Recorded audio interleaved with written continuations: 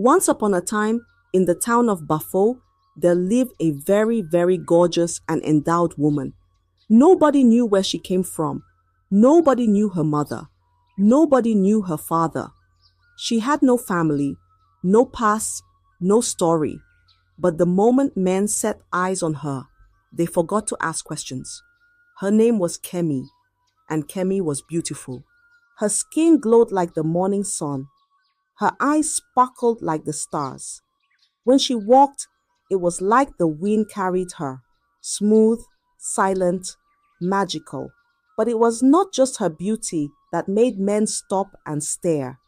It was the waist bead around her hips. The bead jingled softly as she walked. A sound so sweet, so tempting, it made men's hearts beat faster. They didn't know why, but something about that bead made them feel things they couldn't explain. The men of Bafo whispered about her. "Who is she?" they asked. "Where did she come from?" But no one had an answer. The only thing they knew was this: Kemi did not belong to anyone. She was not married. She had no family. She had no friends. She simply walked through the market every day, her waist bead singing its quiet song, her body swaying like a gentle river. And the men, they wanted her. They followed her with their eyes. They fought among themselves to get her attention. They spent their money just to impress her. And Kemi noticed. She smiled at them. She let them talk to her. She let them take her out, spend their riches on her. But she had one rule. Whenever they want to have something together, she never lets them touch her waist bead, not to talk of taking it off. She always insists that they do it with her waist bead on. "Why?" they asked. Kemi would smile, her fingers brushing their cheeks. "Because it makes me sweeter," she whispered. And the men, they believed her. They didn't ask questions. They didn't think twice. Because once a man got close to Kemi, his mind no longer worked the way it should. And that was their mistake. They followed blindly, not knowing that they were walking straight into their own destruction. Tali was the first man that walked right into her trap. Tali was the richest trader in Bafo. He owned the biggest shops. His warehouses were filled with gold, spices, and fine fabrics from faraway lands. When he walked through the market, people stepped aside. When he spoke, men listened. When he spent money, it flowed like a river. But the day he saw Kemi, all his riches meant nothing. She walked past his shop, her waist bead jingling softly. Tali's eyes followed her. His heart pounded. His hands trembled. He had never seen a woman so beautiful, never in his life. "I must have her," he whispered. That night, he sent gifts to her house: gold, fine clothes, perfumes that smelled like heaven. But Kemi sent them back. The next day, he sent more, and the next, and the next. Still, Kemi refused. Tali could not sleep. He could not eat. His mind was filled with her smile, her voice, the way her waist bead moved when she walked. So he went to her himself. "Kemi," he said, standing before her, "I will give you anything. Just be mine." Kemi tilted her head, her lips curling into a small smile. "Anything?" she asked. "Anything," Tali promised. Kemi took his hand, her fingers soft like silk. "Then take me home." Tali's heart raced. His hands shook. He led her to his mansion, a house bigger than any in Bafo. That night, they lay together, the moonlight shining through the windows. Tali reached for her waist bead, his fingers brushing against it. The beads were cool, smooth, and they gave off a strange energy he could not explain. "Take it off," he whispered. Kemi smiled, her eyes shining in the dim light. "No," she said softly. "It makes me sweeter and more fun to handle." Tali, lost in desire, did not question her. He pulled her closer and they got intimate, blinded by the fire in his heart. And that was the last night he would ever sleep in that house. The next morning, disaster struck. Tali's biggest warehouse caught fire. The flames roared like an angry beast, swallowing everything, his gold, his fabrics, his spices. The smoke curled into the sky, black and thick, as if the heavens were mourning his loss. People ran, water was thrown, but nothing could save it. By evening, his empire was gone. Tali stood in front of the ashes, his mouth open, his mind blank. "How?" he cried, but the misfortune did not stop. That night, a terrible storm came. The wind howled like a spirit seeking revenge. Lightning flashed. The rain poured. And before morning, Tali's grand mansion, the same house where he had held Kimi, collapsed under the weight of the storm. By the next day, he had nothing left. And just when he thought things couldn't get worse, his wife packed her things and left, taking their children with her. "Everything I built, gone," Tali whispered, his voice hollow. 2 weeks later, the great Tali, the richest trader in Bafo, was seen sitting in the marketplace with dust on his clothes, his hands outstretched, begging for food. People passed him, shaking their heads. "How did this happen?" they whispered. Tali himself did not know, but Kemi knew. She walked through the market, her waist bead jingling softly, and more men looked at her. More men wanted her. And just like Tali, they had no idea what was coming. Next was King Okoli, the ruler of Bafo town. His name was feared, his voice was law. He had wives, many wives. He had servants who ran at his command. His warriors were strong. His enemies trembled before him. He had everything until he saw Kemi. That day, he sat on his golden throne, watching the dancers perform in the palace courtyard. Then she walked in, Kemi. The air changed. The drum slowed. The king's eyes locked on her, and in that moment, nothing else mattered. "Who is she?" he asked. "She is Kemi, my king," a servant replied. "She has no family, no history, but every man in Bafo desires her." King Okoli stroked his beard. "Then I must have her." And as a king, he always got what he wanted.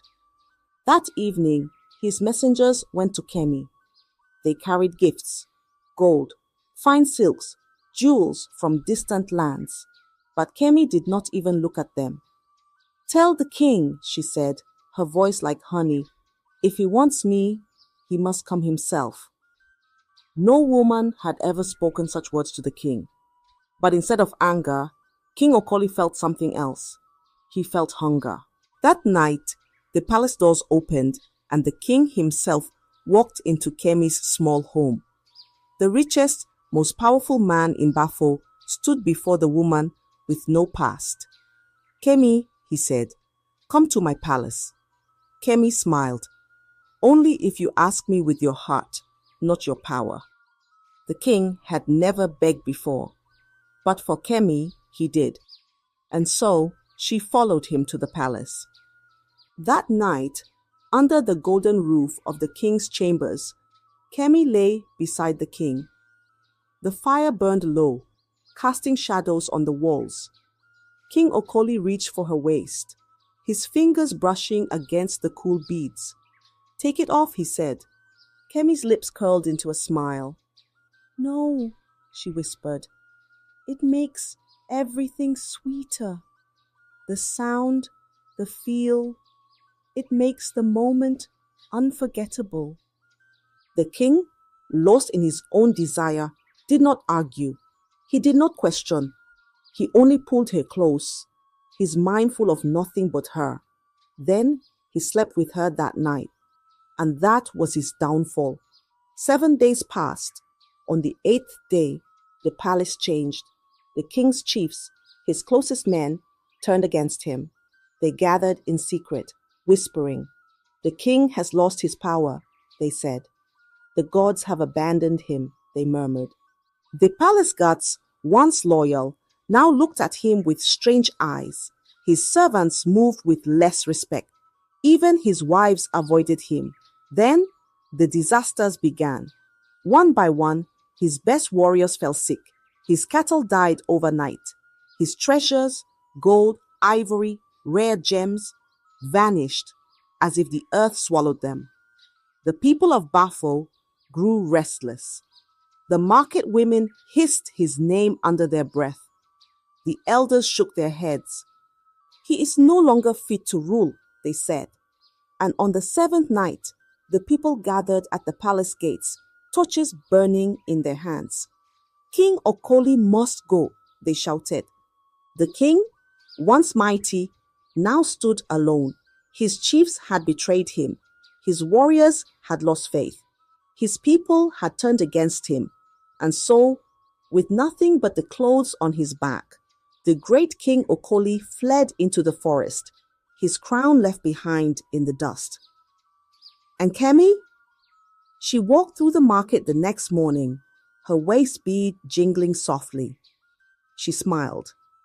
Another man had fallen, and there was still more to come. Then came Benji. Benji was a man blessed by the gods. He was young, smart, and richer than men twice his age. While others struggled to count their coins, Benji counted stacks of money in his bank office. He had a beautiful wife, the kind that turned heads when she walked. His children were bright and full of laughter. His house was big, with marble floors and servants who bowed when he entered. Everything was perfect, until he saw Kimi. That day, Benji was in the marketplace, his mind on business. Then, a soft jingling sound touched his ears. He turned, and there she was, Kemi. Her waist bead glowed under the afternoon sun, her skin smooth like fresh palm oil, her eyes deep and dark like the river at night. Benji forgot everything. His wife, his children, his business. He only saw her. He followed her, his heart racing. Kimi, he said, blocking her path. I must have you. Kimi smiled. Must? She asked, tilting her head. Benji swallowed hard. Please, he whispered. I will do anything. Kimi looked at him for a long moment. Then she touched his hand. Then come, she said. That night, Benji lay beside her, his fingers trailing over her soft skin. He reached for her waist, feeling the smooth beads under his palm. Why don't you take it off? He asked. Kimi smiled, her voice as sweet as ripe mango. No, she whispered. It makes me sweeter. Benji did not argue. He was too lost in her to care. The next morning, he woke up feeling like a king. He kissed Kemi's lips, dressed quickly, and rushed to his bank. His heart was light. His mind was full of dreams. But the moment he stepped into his office, everything changed. His boss stood waiting, his face dark like a storm. Benji, he said coldly, where is the missing money? Benji frowned. What money? The millions you stole, his boss roared. The accounts show it was you. Benji's stomach twisted. I didn't steal anything, he protested. His boss slammed his hand on the desk. Get out, he barked. You are fired, and I hope the Lord deals with you. Before Benji could speak, 2 guards grabbed his arms and dragged him out of the bank.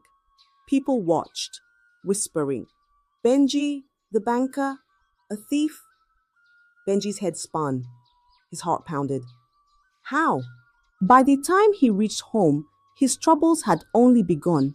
His wife stood by the door, a letter in her hand. A letter that told her everything. The missing money, the accusations, the shame. She looked at him, tears in her eyes.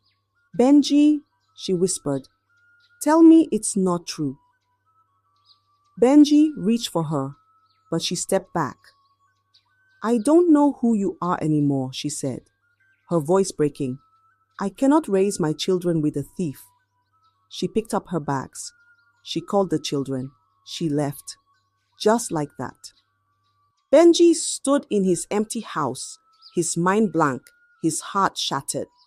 1 week ago, he had everything. Now, he had nothing, and he never understood why. But Kemi knew.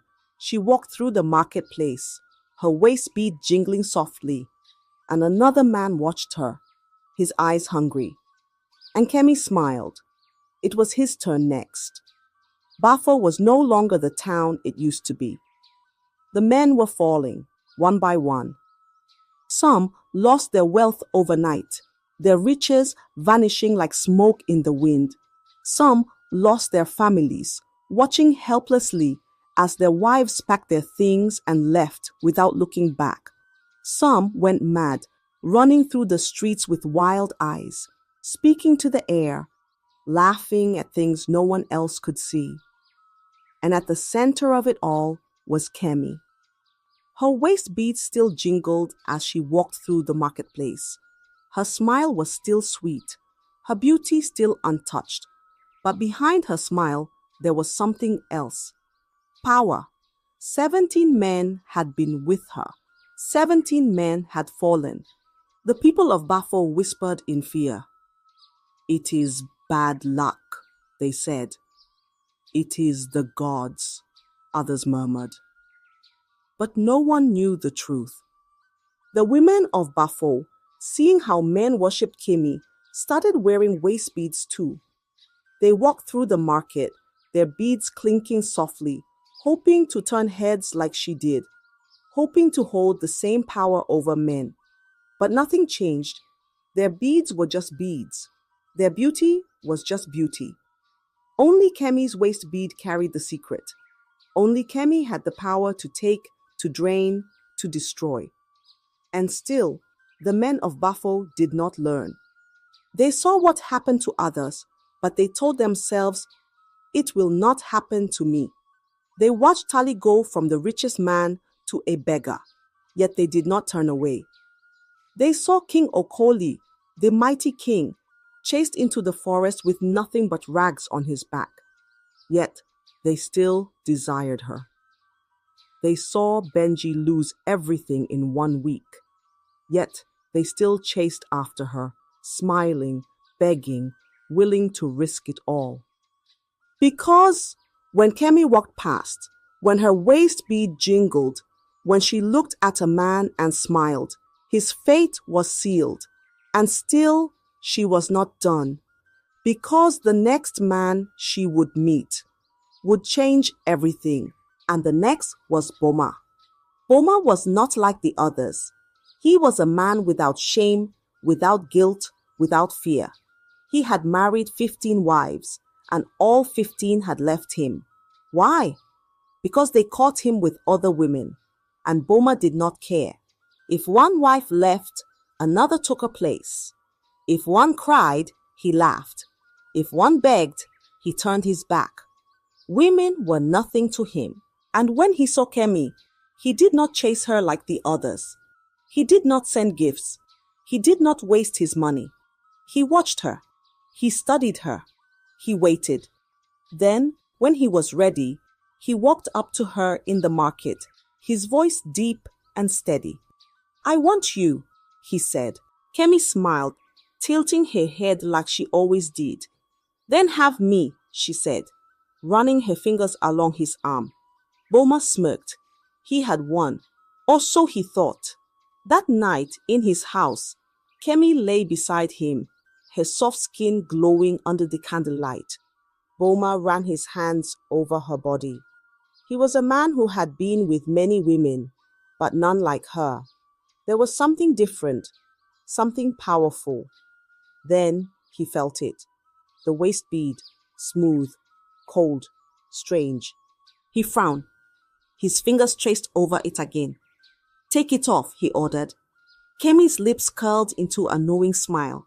No, she whispered, her voice as sweet as honey. It makes me sweeter. Boma pulled back. He was not like the others. He was not blinded by desire. He was not a fool. His eyes narrowed. "No," he said firmly. "Take it off." Kemi blinked. The smile on her face faltered just a little. She had never met a man who questioned her waist speed. Never. Still, she tried again. She leaned in close, her breath warm against his skin. "You will enjoy it more with it on," she whispered. But Boma did not move. His face was stone. His eyes were sharp. "I don't want you if you cannot take it off," he said, his voice cold. Kemi's heart skipped. Nobody had ever refused her before. Nobody. She sat up, her long hair falling over her shoulders, her fingers tightening slightly on the beads. Boma did not beg. He did not plead. He did not try again. He simply leaned back and crossed his arms. "Then go," he said. Kemi's eyes darkened. For the first time, she felt something she had never felt before. Fear. Kemi rose from the bed, her face calm, but inside, her heart was beating fast. She had never been in this situation before. No man had ever told her to leave. No man had ever questioned her waist bead. She reached for her dress. "Maybe next time," she said, forcing a smile. But Boma was watching her closely. His sharp eyes missed nothing. "There is no next time," he said, his voice low. Kemi turned to walk away, but before she could take a step, Boma moved, faster than she expected, stronger than she imagined.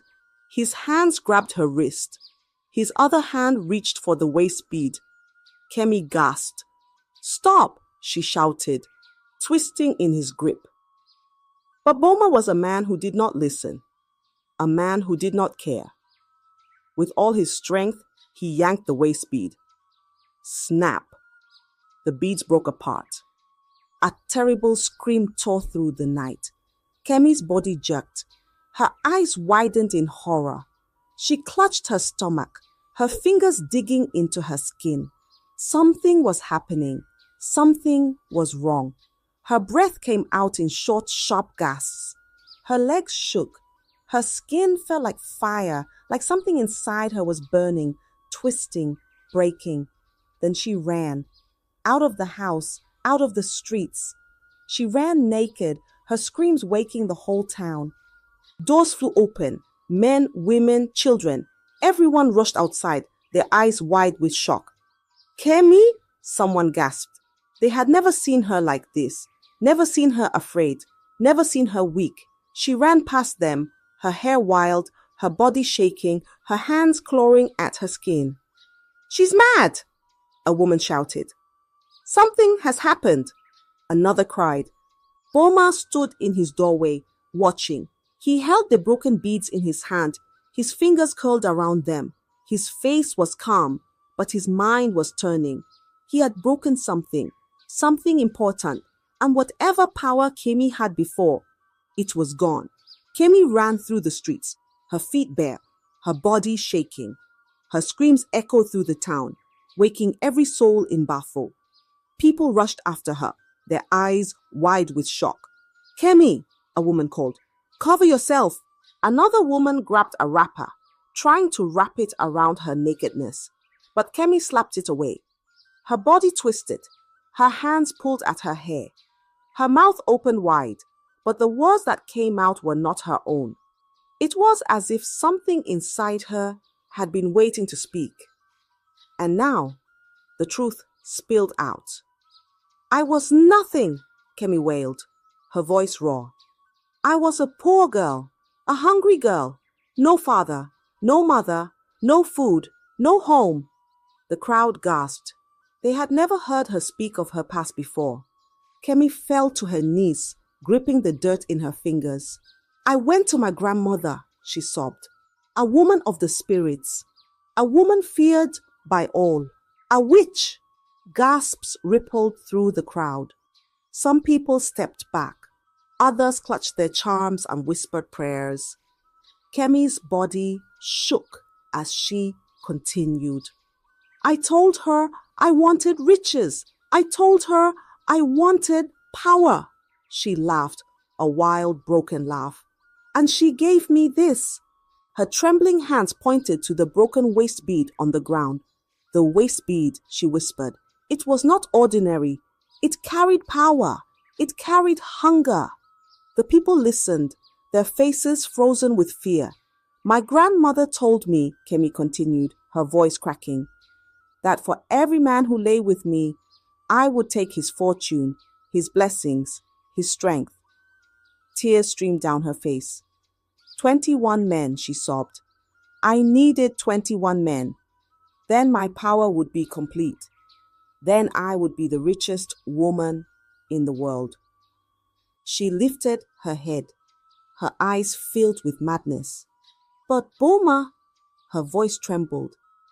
Boma was supposed to be the last. He was number 21. She gripped her stomach, her fingers pressing into her skin as if trying to hold something inside. But he broke the beads, she cried.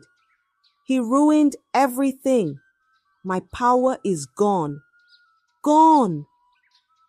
By dawn, she was given her normal dress. The people of Bafo stared at her in horror. Now, they understood.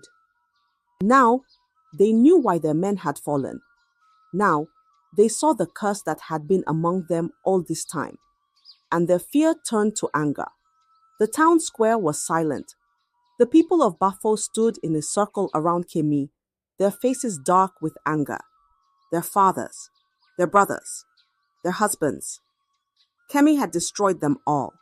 She knelt in the dirt, her once beautiful body covered in dust and shame. Her eyes darted around, searching for mercy, but there was none. The people had listened to her confession. They had heard every word. And now there was only one thing left to do. A woman picked up a stone. You ruined my husband, she whispered. She threw the stone. It hit Kemi's arm. A man picked up another. You made my brother mad, he said. He threw his stone. It hit her back. One by one, they picked up stones. One by one, they threw. Kemi screamed. She begged. She wept. But the people did not stop. Stone after stone struck her. Her arms, her legs, her face. She fell to the ground, her body shaking, her voice growing weaker.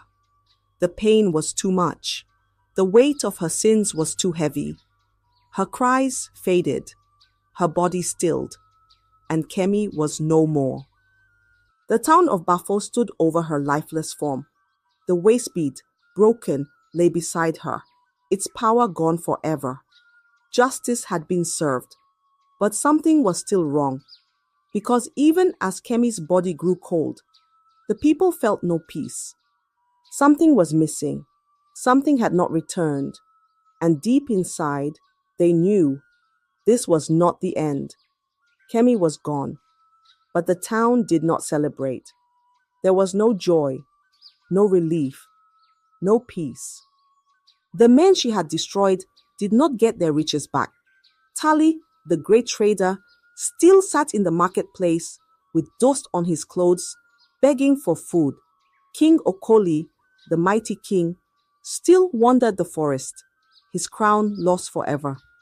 Benji, the young banker, still had no wife, no job, no name. The people of Bafo waited. Maybe the gods would restore what was lost. Maybe, now that Kemi was dead, things would go back to how they were before. But days passed, weeks passed, and nothing changed. The curse did not leave with Kemi. The men who had fallen remained fallen. The wealth that had vanished never returned. Only one thing remained, her story. The people of Bafo whispered it to their children. They told it to their daughters as a warning.